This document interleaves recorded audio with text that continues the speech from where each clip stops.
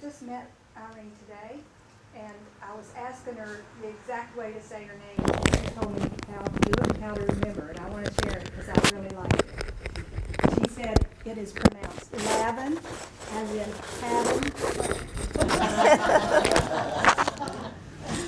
So I always remember who she is, and associate her with having fun. Irene Lavin. Okay. Irene's first career was as a news reporter in her 20s. After earning her master's degree in library science, she enjoyed working as a children's librarian at City of Tonawanda and Depew public libraries in her 30s. She went on to earn her teaching certificate at Buffalo State University, followed by a master's in gifted education at Kent State University. This led to being an elementary enrichment teacher for children in grades 3 through 6 for 14 years. In her personal life, after a search for a spiritual home in her late 20s, Irene discovered spiritualism at John Carlson Memorial Spiritualist Church in Buffalo. She trained under Pastor Edith Sandy Wendling and served her church as a healer and minister until 1985. It was there that Irene also met Reverend Elaine Ferris. After her son was born, Irene focused on life with him and with her husband and on earning her teaching degrees. She also attended SIT classes. After her retirement from teaching in 2014, Irene attended fellowships at school where she renewed her ministerial vows and graduated in 2016. Since then, she's served on Fellowship's Executive Committee, volunteered in its library, and has served at Fellowship's church services as chairperson and speaker. Because children and their spirituality are important to her, Irene has volunteered during Lilydale's Children's and Teens Weeks for several summers. She was also fortunate to attend retreats with the late Reverend Penny Donovan at Sacred Garden Fellowship. Reverend Penny was trained by Reverend Wendling. Closer to home, Irene's been a participant and volunteer for over 10 years at Reverend Angie App's Santosha Holistic Center in Williamsville.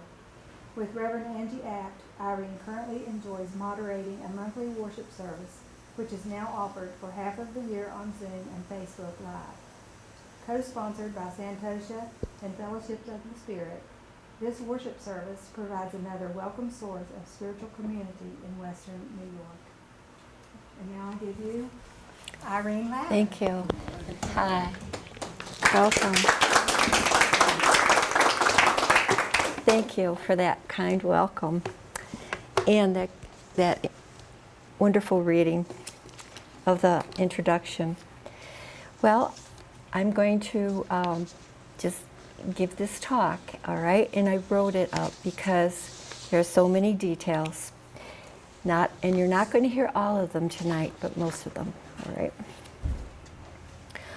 Reverend Edith Sandy Wendling, who was all of 5 feet tall, is a woman who influenced the development of spiritualism in Western New York from the 1920s until 1984.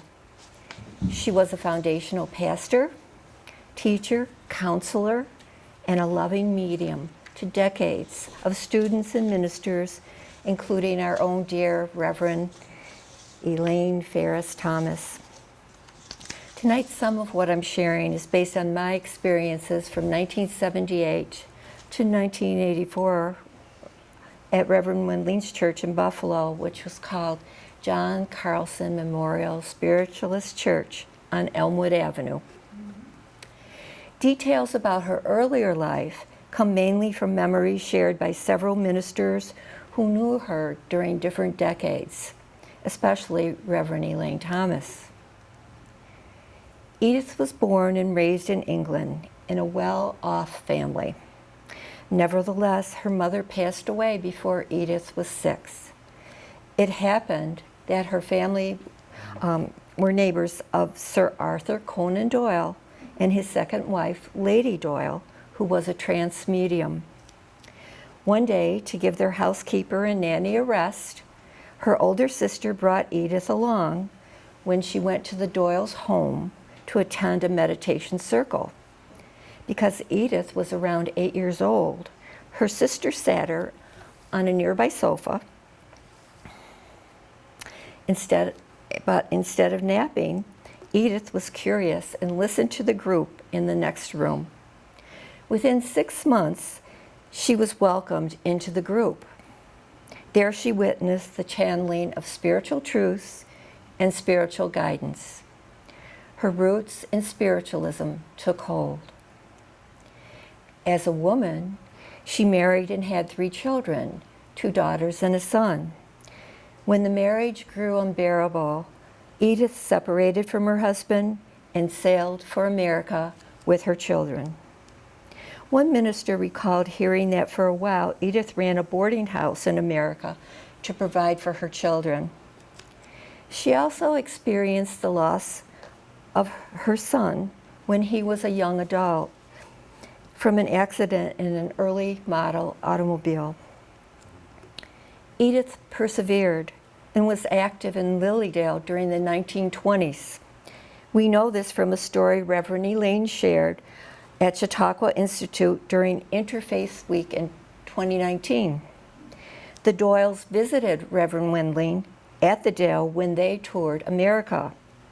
Sir Arthur Conan Doyle and Lady Doyle visited Edith as an adult in Lilydale and encouraged her to always be a student of life and a student of your work and mission. She kept her openness to learning and to advancing her understanding throughout her life. Edith experienced great happiness after she met and married her second husband, Bill Sandy. Through their relationship, she had connections to local Native Americans as part of their life together. She was widowed by the time she opened her church in 1948 with the support of a group of friends who were spiritualists.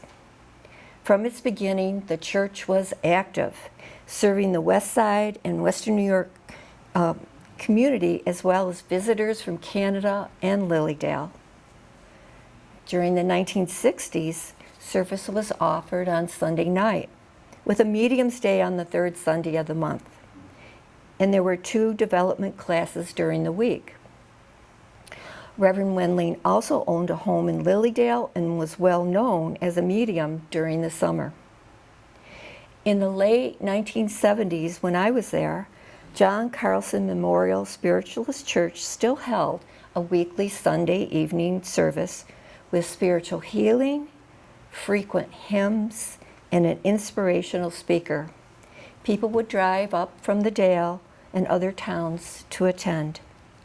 We students and ministers were taught that the healings, hymns, and inspirational lecture built spiritual power through the service for the upcoming communications from loved ones and guides. An evening service on Wednesday was set aside for healings, spiritual healings.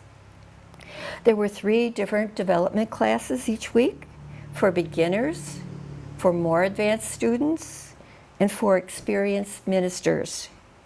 In these classes, Reverend Wendling channeled spiritual lessons from teachers in spirit.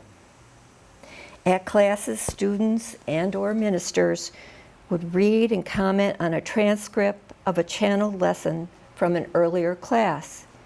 This was followed by meditation as a group. Meditation uplifted our spiritual energies and prepared the circle to receive the new lesson. Reverend Wendling would show such interest in each new transcript because it was the first time she was hearing it. The channeled lessons guided behaviors and spiritual practices in the church and gave us guidelines to uplift ourselves and others. They always encouraged love. Reverend Wendling also brought in spiritual lessons through automatic writing, where a teacher in spirit conveyed understanding about a topic, such as the impact of our thoughts on our daily lives. Her church was a platform for ministers and mediums, both local and visiting, to share inspiring thoughts as well as bring through messages of guidance and affirmation. Messages were seen as planting seeds of possibility that hopefully the receiver of the message would choose to nurture. Her church was also a seminary. The path to ministry started with development classes, then studying to be a healer and participating in healing. Experienced healers interested in becoming ministers followed a course of study and were tested for the ministry. Ordinations happened during the church's glorious celebration of Easter, first associate ministers and full ministers. Being up on the rostrum when giving messages or a lecture from inspiration at John Carlson Church was like being in the powerful energy at the stump in Lilydale. Reverend Wendling's favorite saying when she gave an inspirational talk was, "Each day is a blessed day." By the time she was in her 90s, her daughter Myrtle and son-in-law Henry lived with her in her home in Buffalo. Reverend Wendling exemplified dignity. Yet she would joke and be playful, such as when she sang the following song in a church talent show. It starts, "Show me the way to go home. I'm tired and I want to go to bed. I had a little drink about an hour ago and it went right to my head." Woo! Reverend Wendling was also a highly developed medium connected to spirit. I witnessed her ability to connect during my first reading with her. She brought through the exact cadence of my grandmother's voice. I instantly recognized that familiar flow of her voice, a profound experience that I treasured. I'm just going to get a tissue. Give me a tissue. Okay. We're fine. Thank you, Mark. Thank you. Okay.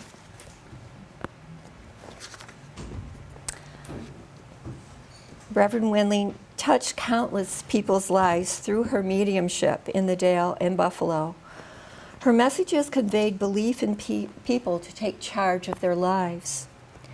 Through years of mediumship, she demonstrated that life continues after the change called death. Through the automatic writing and trance mediumship, it was evident that the spiritual world was indeed reality. Reverend Wendling crossed over on February 21st, 1984. Her church no longer exists, but she does. She has given messages from the spiritual realm in the years since her passing. Her legacy continues through the lives of people directly influenced by this devoted woman, minister, and teacher who lived a life of spiritual service. 3 of those lives are the late Penny Donovan, a graduate of Reverend Wendling Seminary in 1960. She went on to be pastor of a spiritualist church in Albany for 30 years. She began to channel lessons from the Archangel Gabriel in 1987 and continued bringing this teaching angel through for 12 years. A variety of books with lessons about healing, manifesting, prayer and meditation, and more continue to inspire and inform others. Reverend Elaine Thomas was ordained as a minister by Reverend Wendling in 1974. She later served as associate pastor to Reverend Wendling, who was in her 90s. Reverend Elaine learned foundational lessons of spiritual understanding and developed as a medium in that church. And Reverend Wendling gave Elaine a message that she would one day start her own church. Think of how Reverend Elaine Thomas went on to deeply touch thousands of lives as a minister and medium. This includes her training students, along with Reverend Mark Thomas and Reverend Tom Cratsley, in Fellowship's 2-year program in spiritual healing and prophecy over the past 36 years. Reverend Angela Apt also continues the legacy of Reverend Wendling through Reverend Elaine.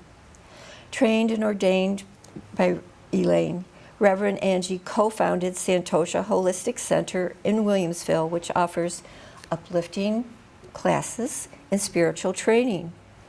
As co-director of Fellowships of the Spirit School of Healing and Prophecy the last 3 years, Reverend Angie carries forward the spiritualist teachings about kindness, love, and the healing nature of mediumship that she learned from Reverend Elaine.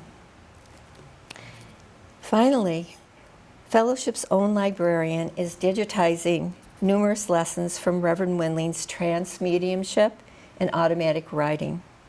She told me that Fellowships is planning to eventually make those lessons and other materials about Reverend Wendling available through its research library and possibly other venues. Thank you for this opportunity to speak to you about Reverend Edith Sandy Wendling's life and her long-time commitment to sharing the blessings of the divine through spiritualism. We are blessed by her legacy. Enlightened love.